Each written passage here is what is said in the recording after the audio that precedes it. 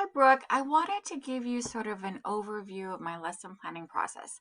So, this is a lot of information, and I'm going to try to keep this video to less than 12 minutes. So, this is something that I think we'll come back to and look at um, during the next few weeks. But I wanted to give you a little bit of a sense of how I plan before you begin your own lesson planning for your observations. It may be different from the university. I would definitely go with whatever you think you need to do for your program. But my philosophy is really shaped by a man named John Hattie, and he did a lot of research on what things do teachers do that really have the most effect on student learning. So this is a really quick summary of his research. And I will also send links with this. I'll send you this Google slideshow so you can see where this information is coming from. So he looked at, he did a meta-analysis of over 1,000 studies about education. And he said that a typical effect size is one. So they make one grade levels growth in a year. So he was looking and saying, okay, so what are the things in which kids are making more than a year's growth? What types of things do teachers do? And what are the types of things that are almost time wasters in which they really are not impacting student learning? And so I'm very into research. I really like, I've always loved science. And so I was really intrigued by this idea that he would do this meta-analysis.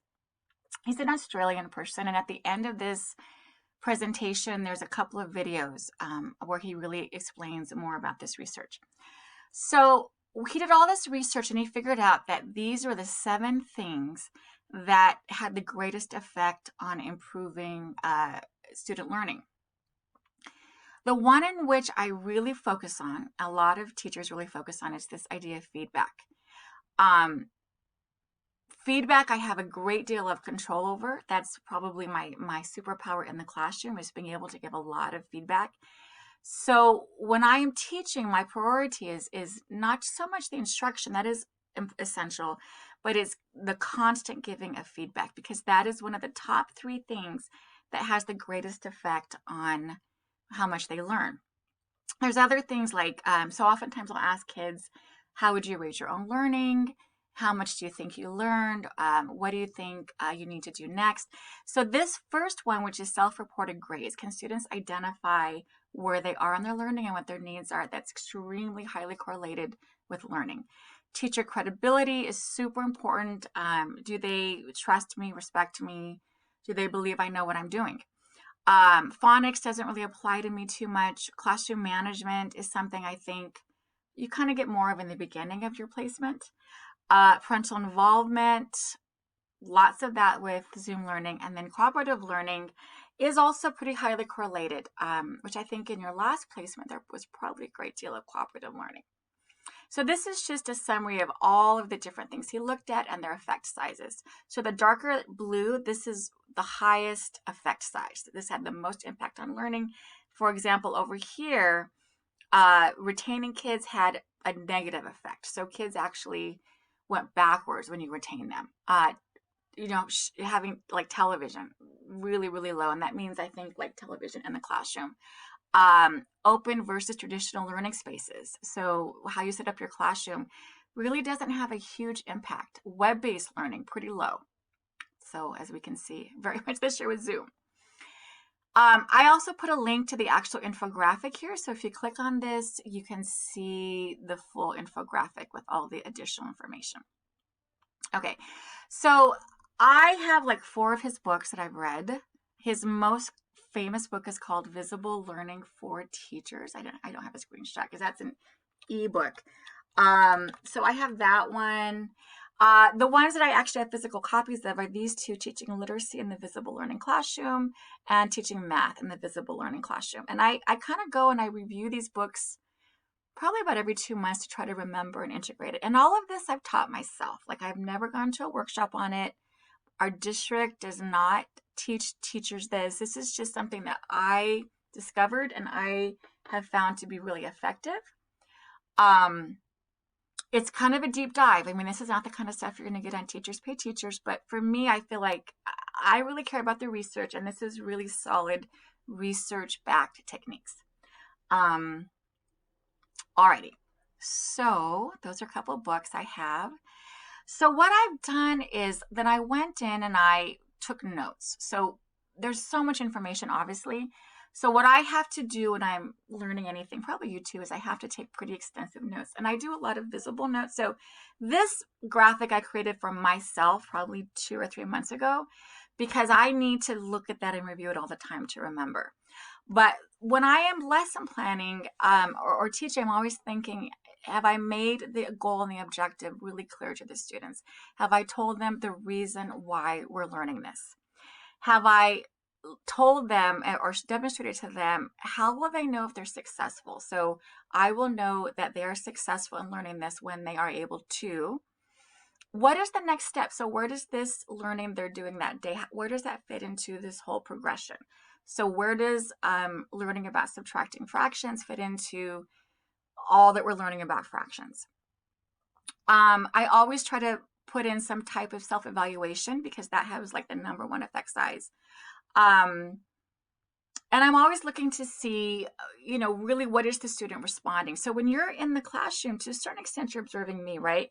But I think just as important as observing me is really watching the kids and seeing what is their response. So what am I doing in which you can tell that they're getting it, and what am I not doing? And that's one reason I really strongly push you to walk around the classroom. And that's why I always walk around the classroom when you're teaching, because you are all, whoever's in front of the classroom is doing half of the job. The other person who's walking and giving feedback and seeing them, that is almost the more critical part of the job. It's in some ways where the real learning happens. So when you are in my classroom or any student teacher, and I can walk in the back and just observe and give feedback, that is what I find where we get the most growth. It is more powerful for me to walk around and observe kids and give feedback as you are teaching, almost than it would be for me to be in front of the classroom, because feedback is like number 3 in terms of having a profound effect on learning. So then how do we, when we are giving direct instruction, what is the best way to do that? So they lay out like 7 steps. The first one is name it. So what are you learning? Second is purpose. Why are you learning this? Third is when. So like, when are you going to use this in real life? Or when will you use this in the future? Or when will we use this as part of the learning progression?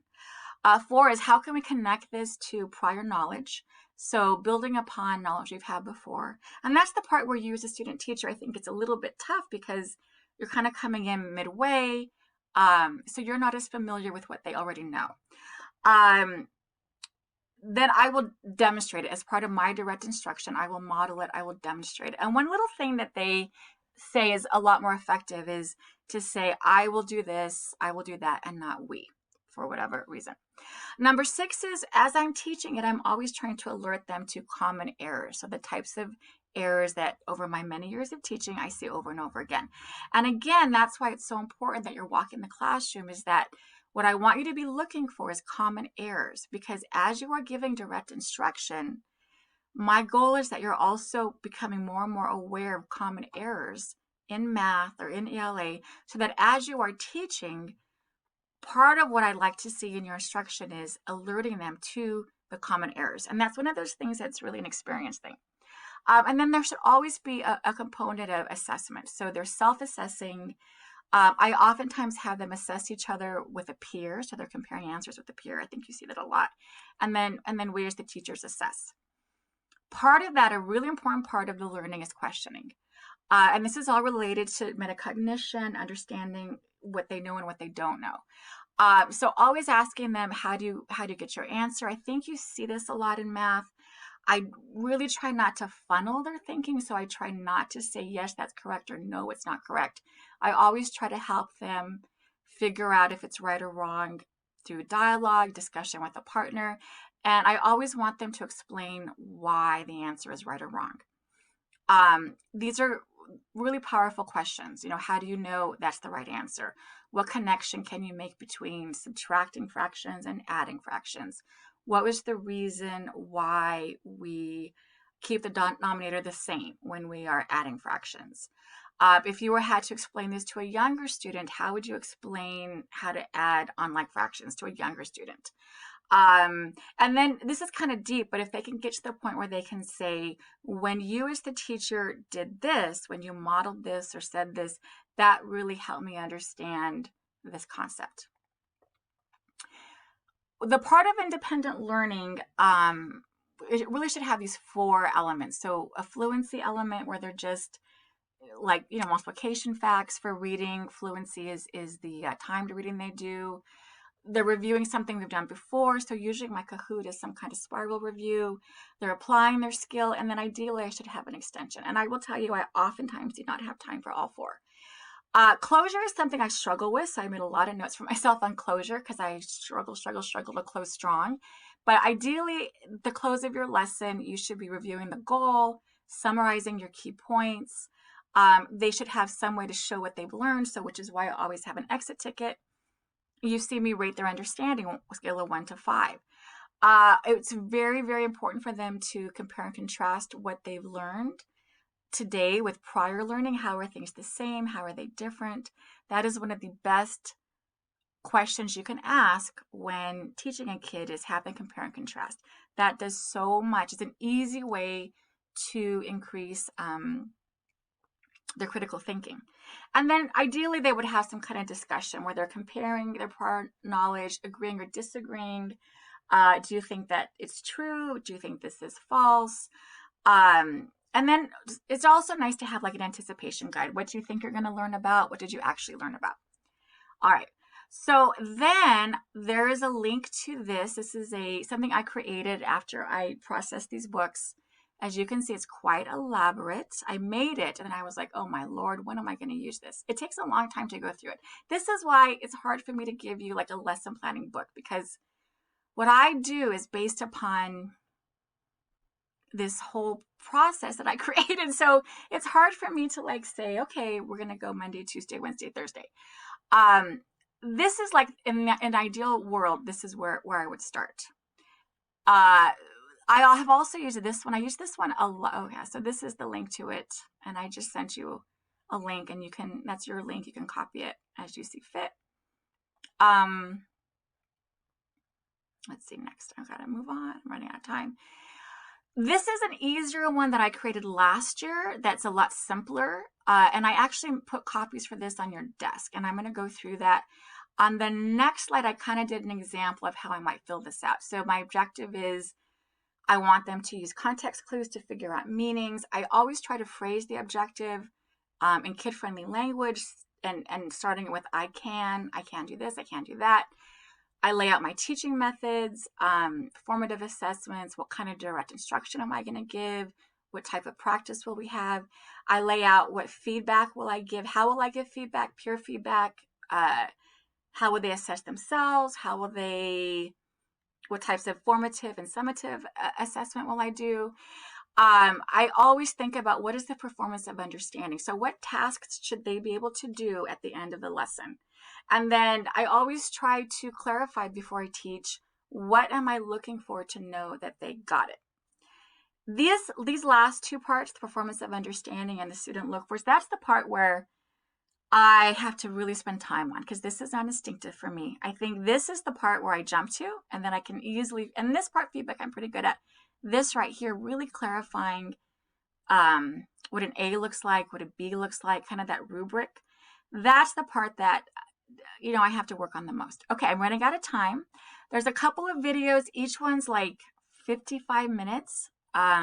This first one just explains his research. The second one is just really specifically on feedback. Okay, again, this is something for us to review and talk about in the coming weeks. I said one thing I wanted to work with you on was lesson planning and assessment, and this is what I'm thinking. All right, good luck. Bye.